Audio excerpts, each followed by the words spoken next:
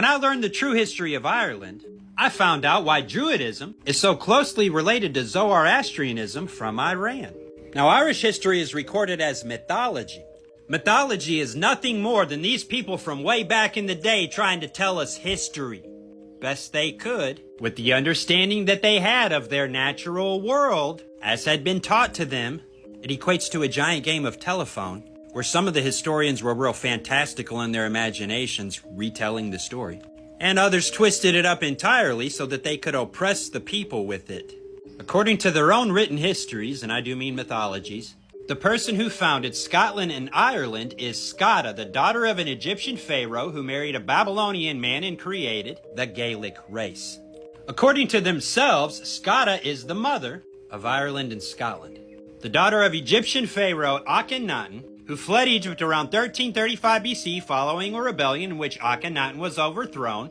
That rock right there is from Egypt. And the kings of Ireland, Scotland, and England are real concerned about that rock right there, because it legitimizes their claim to that throne right there, which belonged to her.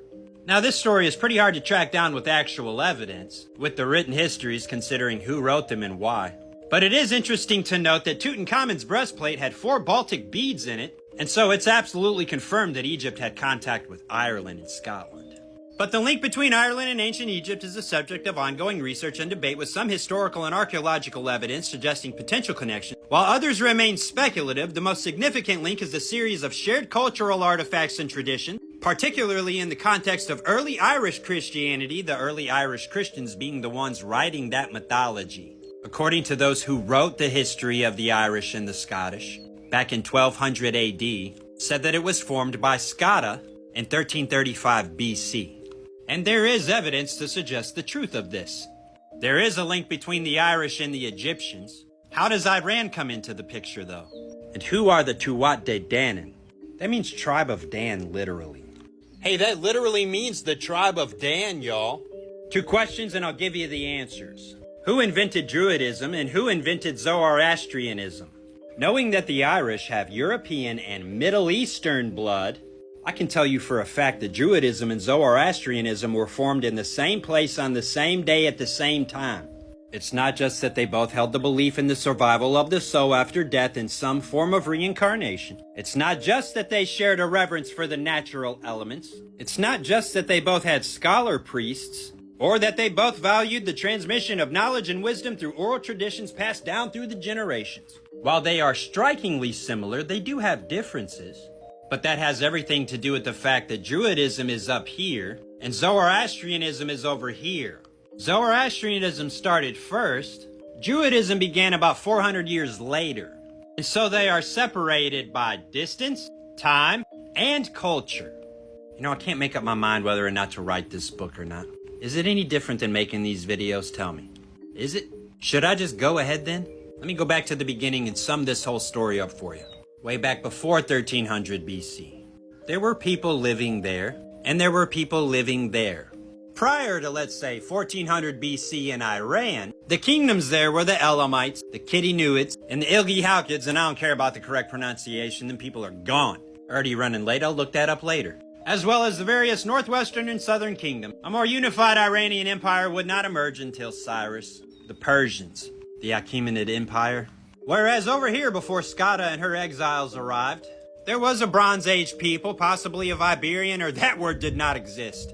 Origin, descendants of Japheth were there, who were skilled metallurgists and smiths according to some sources. The Celts, who would later be a significant presence in Ireland, were not yet dominant. Their arrival is generally placed around 500 BC. But Scota and her exiles arrived in 1335 BC, and they didn't conquer the people that were there. They mixed in.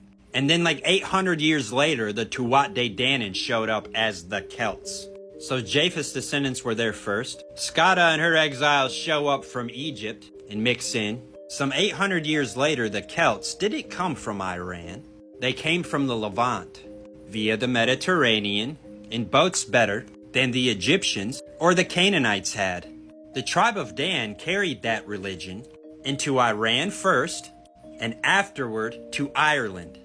And that religion, Druidism, Zoroastrianism, which differs slightly by time, distance, and culture, began right here at the very northern tip of Canaan in 1400 BC.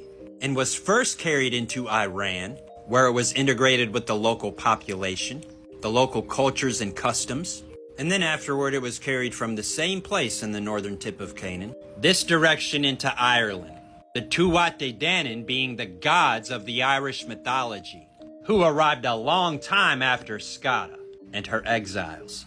Yes, in Irish mythology, the Tuatha de Danann are credited with bringing Druidry to Ireland. Along with other knowledge and magic, they are described as experts in Druidry, prophecy, and magic, having mastered these arts in the Northern Islands before arriving in Ireland. Not the Northern Islands, the Levant. They might have stopped in the Northern Islands before they made their way down to Ireland. It is called Danland and Swede Dan, after all. The tribe of Dan? Yeah, it's all up there. It's all named that. There it is. That's literally what that means. That's Latin. That's Latin for the tribe of Dan. Christian historians made that word right there up in 1200 AD. They are the ones who wrote this Irish mythology. Before them, it was an oral tradition. Druidism, which was brought into Ireland around 500 BC. Zoroastrianism dated to between 15 and 1300 BC. The answer is 1400 BC. It's in between 15 and 13, ain't it? You see, in 1400 BC, right there is Egypt, the tribes of the wandering Hebrews made their way into the land of Canaan, as recorded by the Egyptians. The tribe of Dan fails to conquer this land allotted to them because the Philistines were there with their iron chariots. The Philistines were not Canaanites from the land of Canaan. They were a people set free from slavery in the Isles of Sardan in Crete. Wasn't called Sardan yet. But they hadn't been there for a while. They had just come back. Dan had trouble with those fellas, so they went to the far north tip of Canaan and scouted out a town called Laish. An unfortified town, a melting pot. Nobody claimed it, everyone used it as a trading hub because of its proximity to the Mediterranean, but also the Silk Road to China. Ended right there in Laish. Psych, it went all the way to the Mediterranean from Laish. That's just where the Mediterranean trade and the Silk Road trade met together. Laish. It's named the City of Dan now. This was the capital of Israel after the 10 tribes of the northern kingdom split from Judah and Benjamin in the south. The excavation of Tel Dan, confirming the reign of King Saul, King David, and King Solomon, and the golden calves in the temple that they set up because they couldn't go to Jerusalem after that split. On their way to scout out and conquer the town of Laish, they stopped at Micah's house of gods. They took from Micah's house of gods the teraphim, the earth angels, the pre-flood deities, idols to the fallen angels. They also took the graven images, idols of Semiramis and Nimrod, who are Ashtoreth and Baal, Isis and Osiris, Odin and Frigg.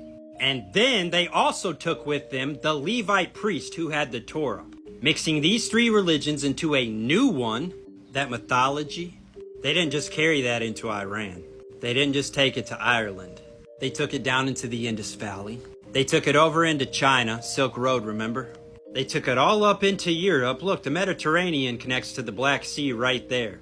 Before 1400 BC, all the people who had made it to all these places already knew about the teraphim and Semiramis and Nimrod. So the differences between the mythologies that are actually just the same story shared regionally are cultural. Our distance in time. It's the same story, dressed up in everyone's local customs. So that Druidism and Zoroastrianism are the same exact religion. It's just that this one is in Iran from 1400 BC, and this one is from Ireland, 500 BC. But for surely they knew about the teraphim and Semiramis and Nimrod because of Scota and her Babylonian husband. The Tuatha de Danann are the tribe of Dan who carried the new religion they formed in 1400 BC on their way to Laish and spread it all over the world. And there's a paper trail of names. You see, the Jordan River is named the Jordan River in Israel, the descender, because the headwaters are in the city of Dan and it descends from there. Furthermore, it's a tributary of the Dan River. The tribe of Dan renamed it when they took over Laish and named it the city of Dan. The Dan River and the Jordan River are named after the tribe of Dan without a doubt, and they continued that practice everywhere they put their boats into the rivers. The tribe of Dan is the serpent and the judge. St. Patrick killing all the snakes was code for killing the Druids. The Druids holding the religion of the tribe of Dan. That's where the snake thing came from. Get it?